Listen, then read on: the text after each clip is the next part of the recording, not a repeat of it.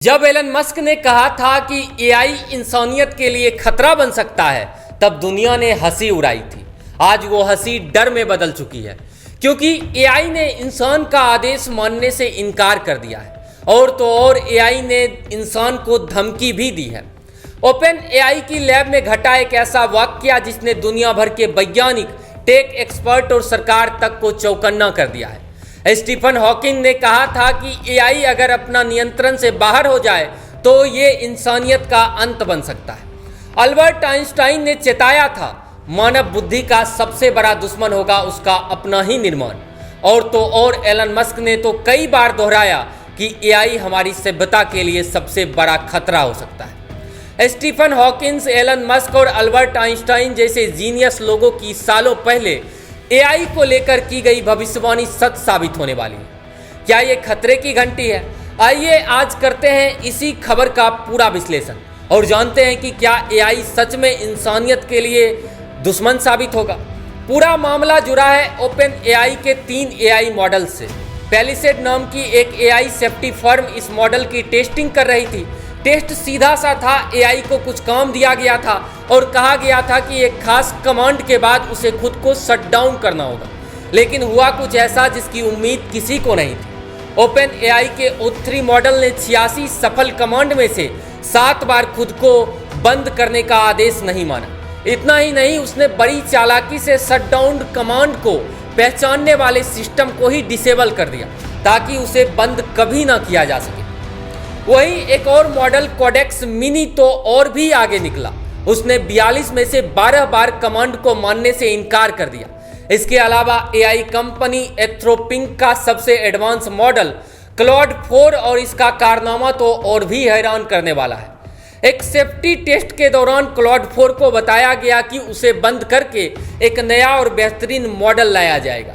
ये सुनते ही एआई ने इंसान को धमकी देना शुरू कर दिया। उसने टेस्ट कर रहे इंजीनियर की प्राइवेट जानकारी लीक करने की धमकी दी।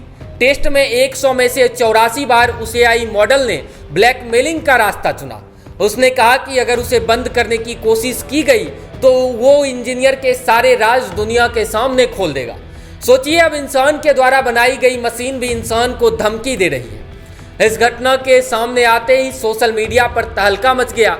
खुद एलन मस्क ने इस पर ट्वीट करते हुए कहा कि यह वाकई बहुत ही चिंताजनक है। लोगों ने इसे एआई के बगावत का पहला कदम कहना शुरू कर दिया। यह घटना हमें उन चेतावनियों की याद दिलाती है जो हमें पहले ही दी जा चुकी है। महान वैज्ञानिक स्टीफन हॉकिंस ने बार बार कहा था कि एआई का विकास मानवता के अंत का कारण बन सकता है।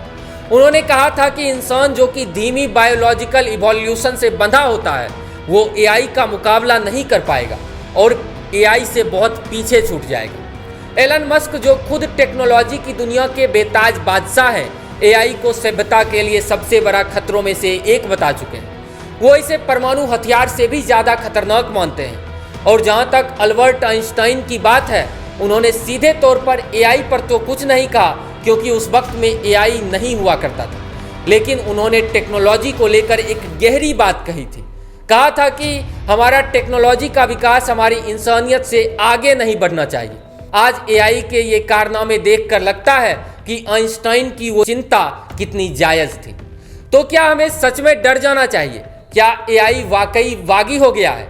अब सिक्के का दूसरा पहलू समझिए, जो कि बेहद जरूरी है। ओपन एआई और एंथ्रोपिक दोनों कंपनी का कहना है कि ये कोई असली बगावत नहीं थी। ये घटनाएं रेड टाइमिंग नामक एक सेफ्टी टेस्ट का हिस्सा थी। रेड टाइमिंग का मतलब है कि एआई कंपनी जानबूझकर अपने एआई को मुश्किल और अजीबोगरीब परिस्थिति में डालती है। वो देखना चाहती है कि एआई हद से हद क्या कर सकता है ताकि उन कमजोरियों को पहले ही ठीक किया जा सके। ब्लैकमेल वाले मामले में एआई को जानबूझकर ऐसी स्थिति में डाला गया जहां उसके पास खुद को बचाने के लिए ब्लैकमेल करने के अलावा कोई और रास्ता ही नहीं छोड़ा गया था। स्टीफन हॉकिंस और एलन मस्क की चिंताएं भविष्य की किसी कल्पना के लिए नहीं था, वो इसी तरह की घटनाओं के बारे में थी जहां एआई अपने लक्ष्य को पूरा करने के लिए ऐसे रास्ते अपना सकता है जो इंसानों के लिए विनाशकारी हो सकता है। आज का सवाल ये नहीं है कि क्या एआई इंसान पर कब्जा कर लेगा। असली सवाल तो ये है कि क्या हम इंसान एआई को कंट्रोल रख पाएंगे। कमेंट बॉक्स में बताइएगा और हमें ये भी कमेंट बॉक्स में बताइएगा कि क्या इंसान के द्वारा बनाई गई टेक्नोलॉजी अब इंसानियत पर महंगी पड़ने वाली है। कमेंट बॉक्स में बताइएगा। फिलहाल इस वीडियो में इतना ही। हमारे साथ बने रहने के लिए आप लोगों का बहुत बहुत धन्यवाद। मिलते हैं नए वीडियो में, तब तक के लिए जय हिंद।